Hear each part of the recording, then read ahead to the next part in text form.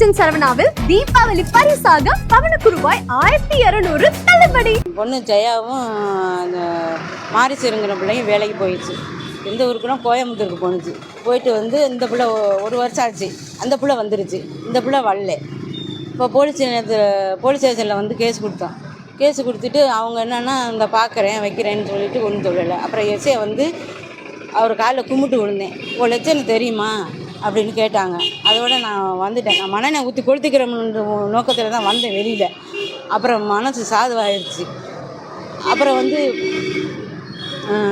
இந்த மாதிரி போன மாதம் 25ஆந்தேதி என் அவளாக அடித்து நான் வர்றேம்மா கேட்டான நிலையில் இருக்கிறேன், என்னை காப்பாற்றுங்கன்னு அழுதா. சரி வாமான்னு சொன்னேன். எனக்கு வந்து ஃபோன் பேச விட மாட்டேங்கிறாங்க. இது என்னை காப்பாற்றுங்கன்னு ஒரே தான் நான் அழுதா.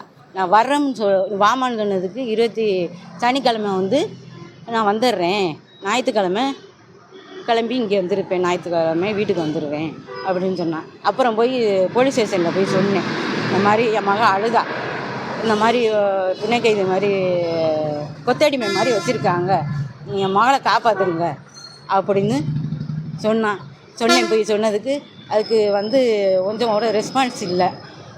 பார்ப்போம் நீங்கள் போங்க அப்படின்னு சொல்லிட்டாங்க. நான் வந்துட்டேன் சார். அப்புறம் பட்டுக்கோட்டை டிஎஸ்ஓ ஆஃபீஸுக்கு வந்தேன் சார்.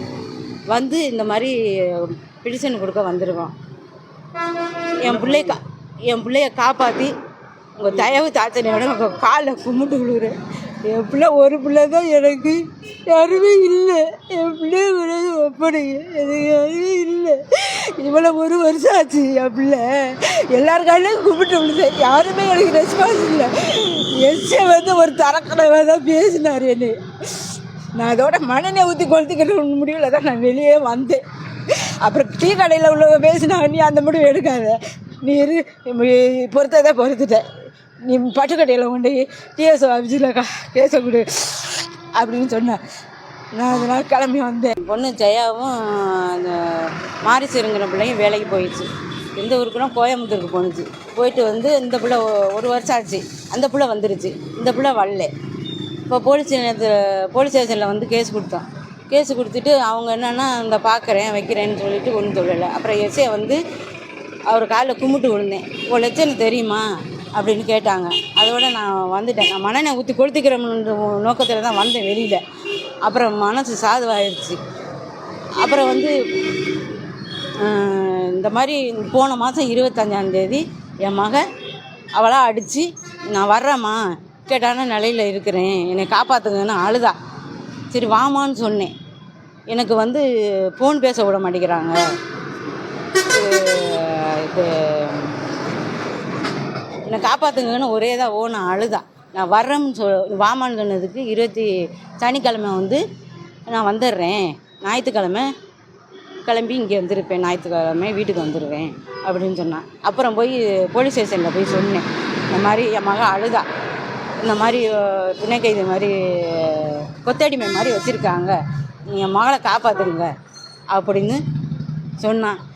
போய் சொன்னதுக்கு அதுக்கு வந்து கொஞ்சம் கூட ரெஸ்பான்ஸ் இல்லை. பார்ப்போம் நீங்கள் போங்க அப்படின்னு சொல்லிட்டாங்க. நான் வந்துட்டேன் சார். அப்புறம் பட்டுக்கோட்டை டிஎஸ்ஓ ஆஃபீஸுக்கு வந்தேன் சார். வந்து இந்த மாதிரி பிடிஷன் கொடுக்க வந்திருக்கோம். என் பிள்ளைய காப்பாற்றி உங்கள் தயவு தாச்சனையோட உங்கள் காலில் கும்பிட்டு விழுகிறேன். என் பிள்ளை ஒரு பிள்ளை தான், எனக்கு யாருமே இல்லை.